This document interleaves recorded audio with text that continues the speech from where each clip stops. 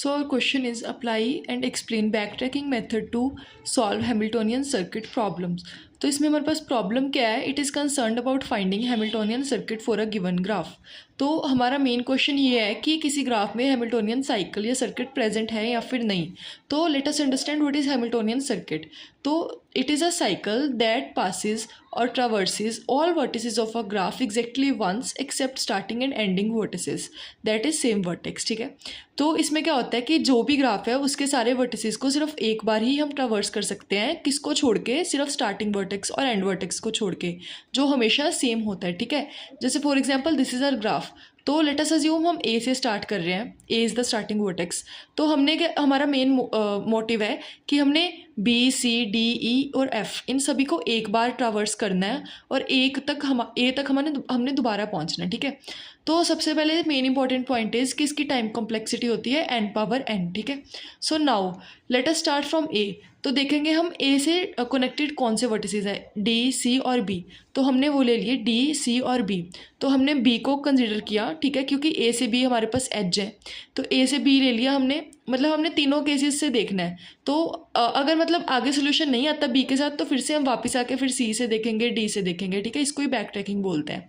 तो ए से बी गए, अब बी के आगे एजेस कौन से हैं, सी, ए भी है लेकिन वो हमने पहले ले लिया, देन एफ। ठीक है, सी और एफ है ना। तो अगर हम अब सी पे जाएंगे तो ये देखो हम सी पे गए, बी से सी गए। ठीक है, जब बी से सी गए, अब सी से आगे कौन कौन से हमारे पास, डी और ई है ना। तो डी और ई हमने देखा, हम डी गए, डी के बाद हम कहाँ पे गए, डी के बाद हम ई पे गए, ई के बाद हम एफ पे आए।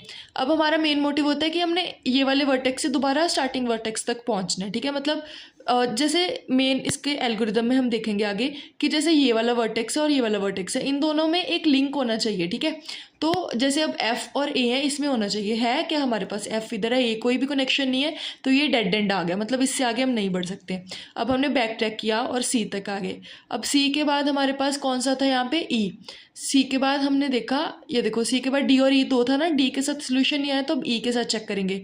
ई के आगे कौन कौन से हैं हमारे पास, डी और एफ। ठीक है, तो दोनों के साथ जब हमने कंसिडर किया तो डी अगर हम देखेंगे तो डी से भी अब हम आगे नहीं जा सकते। ठीक है, क्योंकि ई सी बी और ए आ गया और अब हम डी से आगे नहीं जा सकते कि जो हमारे पास बचा वर्टेक्स है वो एफ, उसके साथ डी का कोई लिंक नहीं है। सेम इधर वाला केस, ये डेड एंड आ गया।